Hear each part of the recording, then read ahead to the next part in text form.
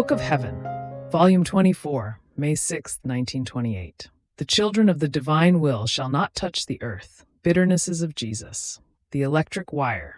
According to my usual way, I was all immersed in that divine fiat which more than sun shines in my poor soul, and my always lovable Jesus, moving in my interior, told me, "My daughter, my love toward the children of my will be such and so great that I will not permit that they touch the earth. I will lay my steps under their feet, so that, if they walk, they may touch my steps, not the earth, in such a way as to feel within them the life of my steps, which will communicate the life of the steps of my divine will to the steps of the children of my will. If they work, they will feel the touch of my works, which, lining up, will communicate the virtue of my will to their works. If they speak, if they think, they will feel the life of my words and of my thoughts, which, investing them, will communicate the virtue of my fiat to their minds and words. So, I myself will be the carrier of the children of my will. I will be very jealous that they may not touch anything, so that they may take part in nothing, and may feel my life flow continuously within them, forming the life of the eternal will in theirs. Therefore, they will be the most beautiful works of my creative hands. Oh, how the work of creation will be reflected in them! They will be the triumph of my redemption. Everything shall triumph in them. And then will I be able to say, my works are complete, and I will take rest in the midst of the children of my supreme fiat. Then, after I wrote what is written in these past days, my poor mind was molested by fears and doubts, that it might not be true that blessed Jesus had told me so many things, but rather they were the fruit of my imagination. And I said to myself, if it was not Jesus that spoke to me, these will be writings without life, because only when Jesus speaks does life run within his word. And as I write, the life of the truths that Jesus has told me remains in them, in such a way that those who will read them will feel the communicative virtue of a life that is being infused in them, and will feel transformed into the very life of the truth which they will read. But if it is not Jesus, these will be writings without life, empty of light and of goods. So, why make the sacrifice of writing? Now, while I was thinking of this, my sweet Jesus came out from within my interior, and placing his head close to mine, with an air of sadness, told me, "My daughter, you embitter my feast. In fact, when I manifest a truth, I do it because I want to celebrate with the creature. And if she does not have full trust in me and begins to doubt, the feast is interrupted and turns into bitterness.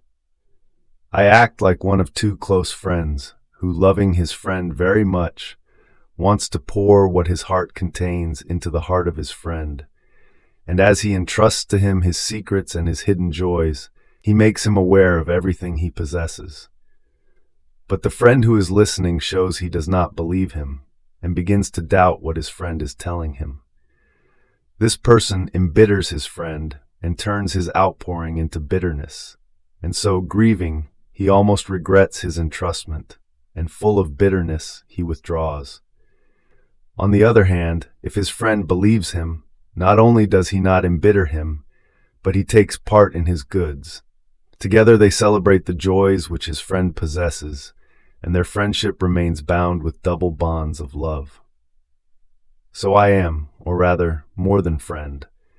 Loving so much the one whom I have chosen as my little secretary, I want to pour my heart out and entrust to her my secrets, my joys, my hidden sorrows, my surprising truths, to celebrate together and to communicate to her so many divine lives for as many truths as I keep manifesting to her.